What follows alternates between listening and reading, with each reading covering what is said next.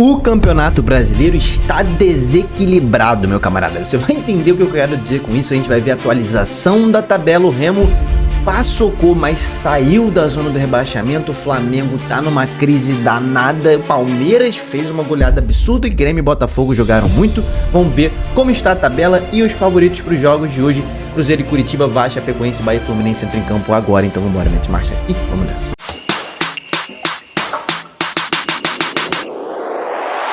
Fala, torcedores e torcedoras, Diogo Cunha na área aí para falar com vocês sobre a segunda rodada do Brasileirão, que está no ar. A gente vai ver a tabela atualizada do Brasileirão no ar agora para você.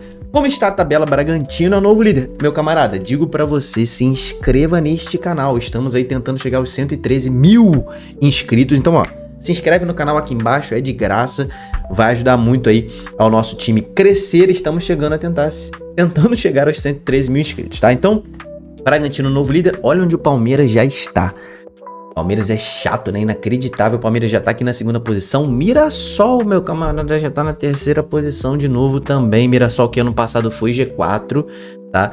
E eu não estou, Diogo, de peito aberto aqui. Continuo com a minha projeção de que o Mirassol não vai ter vida fácil nessa temporada. Continuo achando que o Mirassol vai brigar pela permanência nessa temporada. Final do ano você me cobra, tá? Comenta aqui embaixo se você acha que eu estou viajando sobre o Mirassol, mas eu acho que ele vai brigar contra o rebaixamento. Aliás, todos os comentários que estiverem aqui embaixo, tá? Eu vou responder os melhores comentários, tá? Então, os 3, 4, 5 melhores comentários aí eu vou estar aqui embaixo respondendo, trocando uma ideia com você, tá? Então, São Paulo empatou com o Santos e já perdeu um pouquinho de tração, mas segue ali no G4. Palmeiras não, Botafogo perdeu nessa rodada e perdeu de uma forma estranha, a gente vai falar sobre isso. Chapecoense ainda joga, o Grêmio venceu a primeira, Fluminense e Bahia jogam ainda, e a liderança deve sair desses dois times, um dos dois deve ser líder nessa rodada. Atlético Paranaense teve seu jogo adiado, Vitória tomou a sacolada, Flamengo perigando, Galo perigando, Inter fez um bom resultado, Santos perigando e muito e Remo dando mole perigando também. Vasco, Curitiba e Cruzeiro entram em campo hoje, o Corinthians jogo adiado com o Furacão. Então a tabela está dessa forma, a gente vai ver o que ainda pode mudar. Jogo entre Flamengo e Internacional, cara.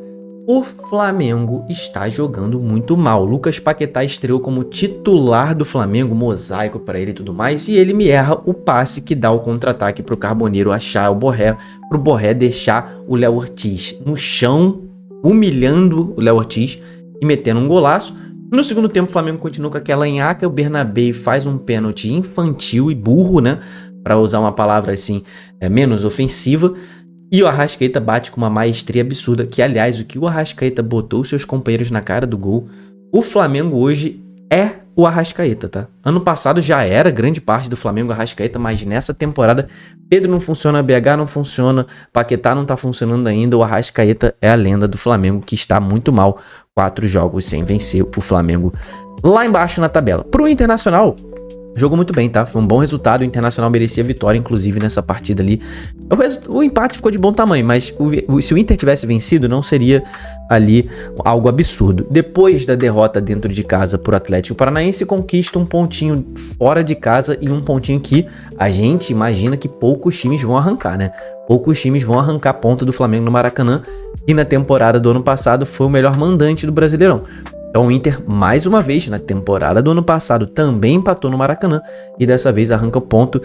Bom pro Inter, tá? Que saiu da zona do rebaixamento, né? Saiu ali daquela zona incômoda, o Inter não estava lá na zona, mas estava ali perigando entrar nessa rodada. Bragantino fez um jogo bastante coeso e bastante justo. O Gustavinho fez o gol, Gustavinho que é o substituto de John, fez o gol da vitória e o Bragantino é o único time 100% nessa rodada.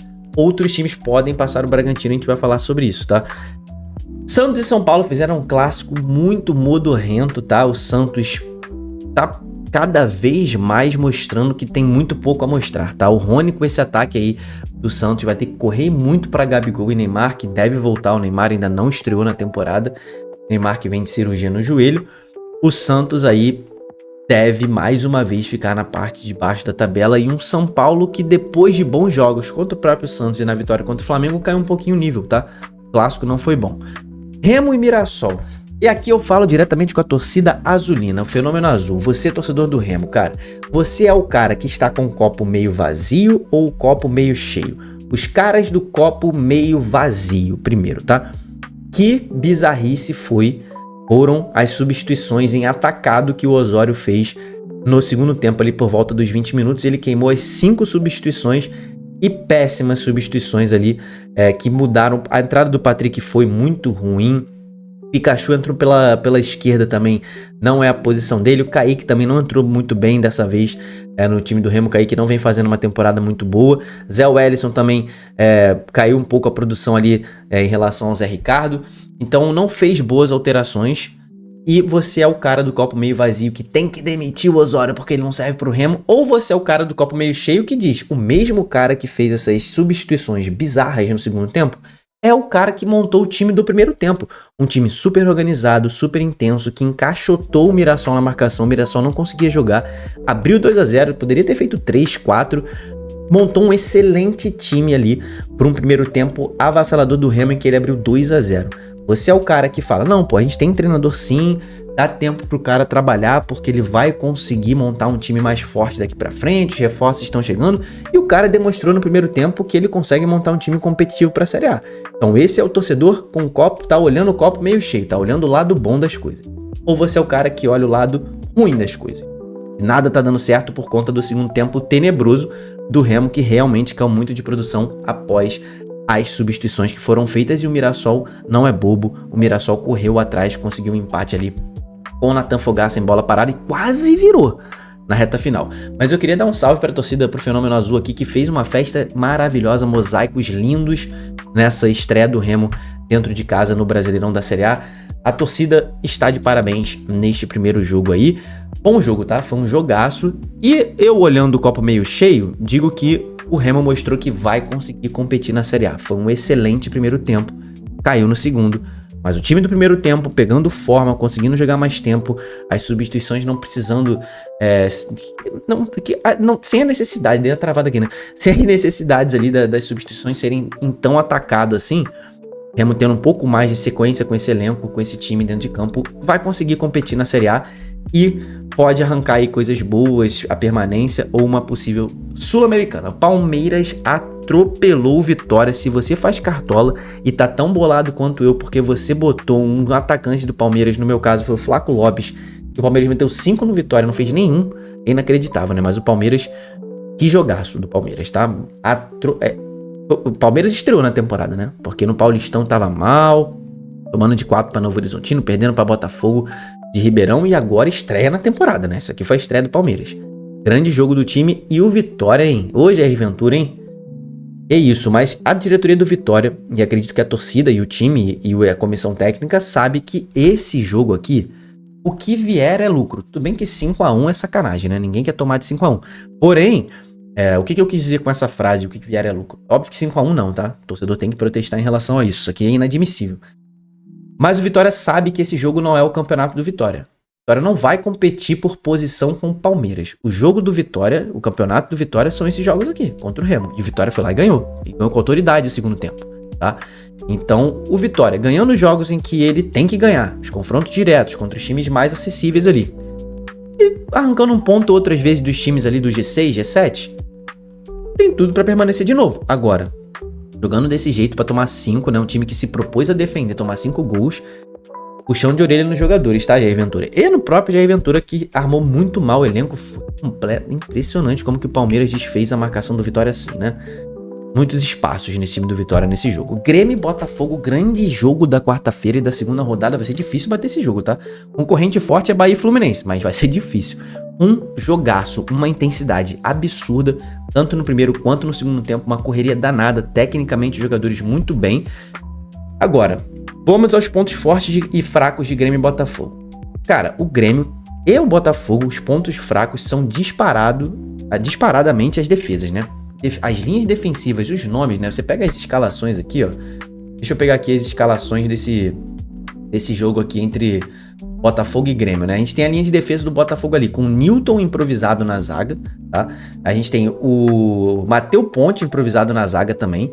E tem o Barbosa, que é o único zagueiro de ofício, né? Aí com Alex Telles e Vitinho jogando de alas, né? No Grêmio a gente tem Wagner, Leonardo, Balbuena, Marlon e João Pedro, cara. Aí, linha de zaga tenebrosa aqui, tá? Do Grêmio. A do Botafogo, cheia de improviso também. Não é à toa que um tomou 5, o outro tomou 3 gols. O Grêmio do meio pra frente é brincadeira. Noriega, bom primeiro volante. Arthur é gênio. Pavão, muito bom. Monsalve saiu machucado, né? Mas o Monsalve é craque, entrou o William. Ok também. TT, muito bom jogador. E o Carlos Vinícius meteu 3 gols, né? No Botafogo, Arthur Cabral meteu um golaço. O Alex Telles é o Alex Telles. Danilo, craque. O Montoro, craque, deu uma assistência absurda também pro próprio Danilo. Santi Rodrigues, muito bom, saiu machucado. Alan, também muito bom. Agora, essa zaga aqui prejudica um pouco a situação do Botafogo, tá? Que foi pro intervalo vencendo por 2-1, tomou a virada, perdeu a liderança. Jogaço. Esses dois times vão brigar por coisas grandes nessa temporada, tá? Carlos Vinícius meteu 3 gols e é o artilheiro junto com o Danilo. Danilo tem 4 gols, cara, no campeonato. Impressionante o Danilo, tá? Então, isso é o que você tem pra saber dos jogos de ontem. Pros jogos de hoje, os favoritos, cara, Bahia e Fluminense pode ir pra qualquer um dos lados, tá? É um jogaço. Um desses dois times deve ser o líder do campeonato, a menos que termine empatado. Quem vencer esse jogo aqui deve ser o líder do campeonato, porque hoje o líder é o Bragantino. Fluminense vencendo, né, esse jogo, ele faria, vamos supor, 1-0 Fluminense, venceu pelo placar mínimo.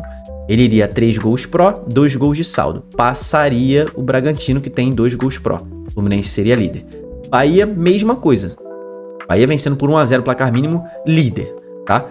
Qual é as possibilidades de um desses dois times não ser o líder, não serem líderes nessa rodada? Se eles empatarem, entre si, obviamente, não serão líder.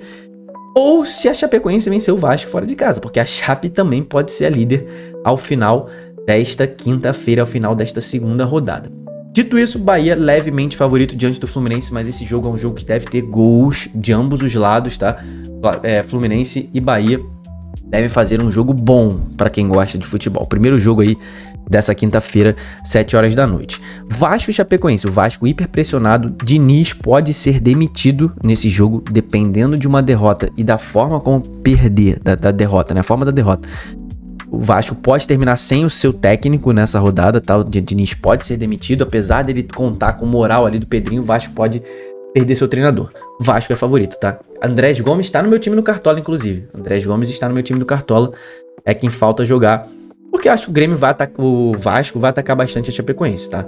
E deve vencer esse jogo. Cruzeiro e Curitiba. Esse jogo aqui, cara, 2 times já pressionados.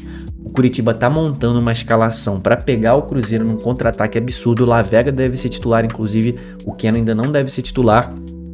Justamente para puxar contra-ataque, o Lavega tem muita força para isso, né? Ele carrega, ele dá uma assistência ao Atletiba desse ano dessa forma, carregando marcação, roubando bola lá na frente e servindo os atacantes, né? Então, o Coxa tá marcando Marapuca, tá armando Marapuca pro Cruzeiro, que está absurdamente pressionado, é o lanterna da competição. Então, o Cruzeiro perdendo esse jogo em casa, o Tite já tá numa situação, a torcida já tá pedindo demissão de Tite, e ele entra ali numa espiral negativíssima, segue na lanterna. O Coxa precisa pontuar nessa partida. O Coxa perdeu em casa pro Bragantino, precisa pontuar fora de casa desesperadamente. Deve puxar um empate. Agora o Cruzeiro é favorito, tá? Torcida Coxa Branca, comenta aqui embaixo qual é o placar desse jogo pra você, e torcida do Cruzeiro também. Eu acho o Cruzeiro levemente favorito, mas eu vejo a possibilidade do empate aqui. Vitória do Curitiba é possível, bem possível, mas não é o provável. Não é provável, né, rapaziada? Eu trabalho com sinceridade aqui com vocês. Inclusive, o Caio Jorge é meu capitão nessa rodada aí do Cartola FC. Então você comenta aqui embaixo os seus favoritos, os placares para os jogos de hoje e quem vai ser o líder ao final dessa segunda rodada. Teremos live aqui no canal mais uma vez, tá? Encerramento da rodada, então, ao final do jogo entre Cruzeiro e Curitiba, estaremos entrando em live ali. Reta final do jogo, a gente sempre abre a live um pouquinho antes, então ali por volta de 11 horas da noite, pra gente acompanhar o finalzinho juntos, estaremos em live. Então, se inscreve no canal, ativa o sininho para participar da live, muito importante ativar o sininho para todas as notificações. Deixa sua curtida, até o próximo vídeo, tamo junto, valeu e falou!